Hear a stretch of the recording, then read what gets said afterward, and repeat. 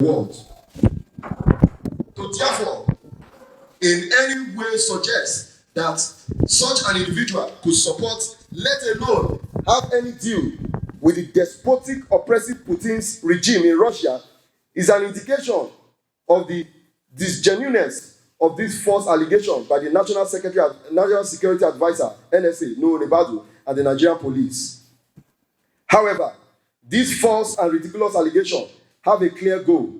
It's an attempt to equate protest and with treason in order to obtain the necessary legal, political, and moral justification for the ongoing repression against the End Bad Governance Nigeria protests. At least over 2,000 protesters are currently languishing in detention across the country.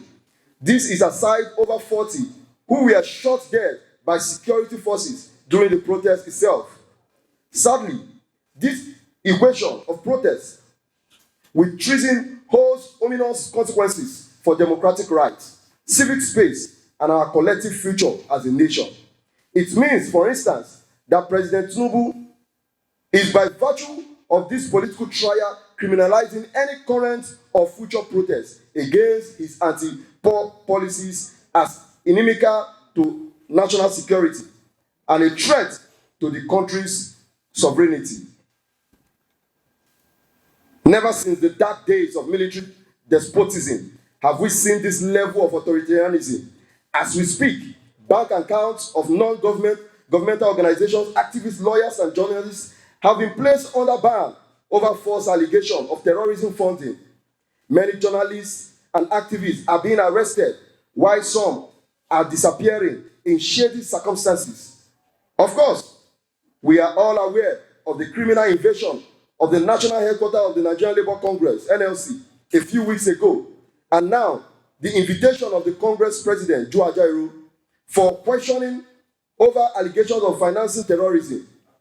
Also, mobile phones and computers belonging to activists and journalists are being bought, while a criminal surveillance network have been deployed to spy on civil society organizations, journalists, trade unions, and any group whatsoever that dares to question the anti-poor policies of the government or defend the rights of citizens. Time to take a stand. There are two ways to describe it. What we are witnessing today is a budding civilian dictatorship. We therefore hereby urge all progressive organizations, unions, and groups devoted to civil liberty to join us to demand a halt to this slide into despotism. Our demands are as follows. 1. Immediate release of Adaramoye Michael Lenin, Musiu Sadiq, and all those currently detained in connection with the End Bad Governance protest. 2. Guarantee and respect of the right of the detainees to receive visitation from their families, friends, and lawyers. 3. Halt to the denial of Musiu Sadiq and a few of the detainees who are reportedly critically ill of access to medical care. To continue to deny a sick detainee medical attention is a crime under international law. We insist that nothing must happen to detainees in custody. 4.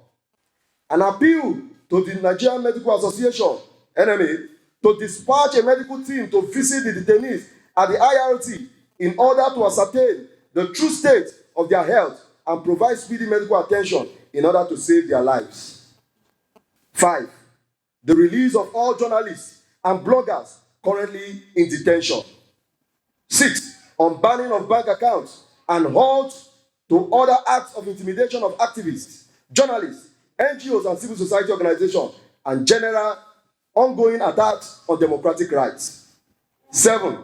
Establishment of a pro-panel democratically constituted by elected representatives of professional groups like the Nigerian Bar Association, youth groups, trade unions, and the media to investigate the immediate and remote cause of the violence and vandalism that occurred in some part of the country during the August 1 to 10 protests. 8. President Tinubu should meet the demands of the August 1 to 10 protests, failing which the Nigerian youth and the oppressed masses will have no choice but to again exercise their democratic right to peaceful protest against annihilating economic and political policies and action. Thank you for listening.